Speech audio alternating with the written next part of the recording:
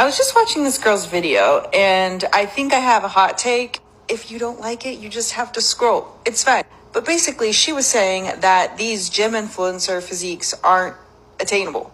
And like, I'm not trying to be mean. I'm so sorry. I know that I'm not everybody's cup of tea with the amount of muscle I have on my body.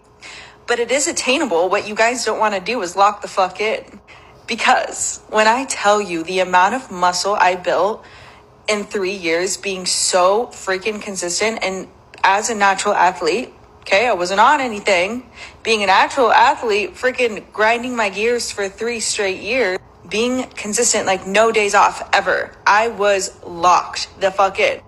And how this isn't attainable, right, is because most people don't want to do that. That discipline is not like an attractive thing to do.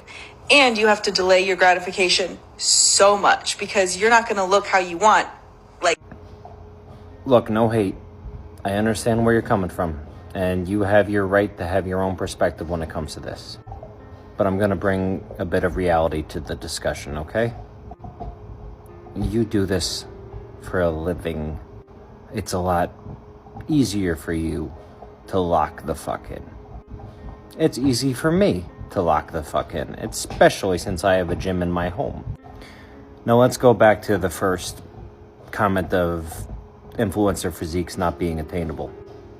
I'm assuming you mean people who are natural and not on performance enhancement drugs or not depriving themselves or malnourished.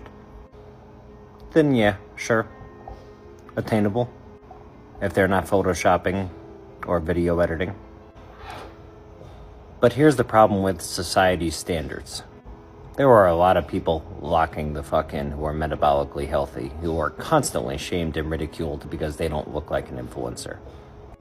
So somehow, even though they breathe the same air as influencers, they are perceived as less than. And that's where I think this industry is fucking broken.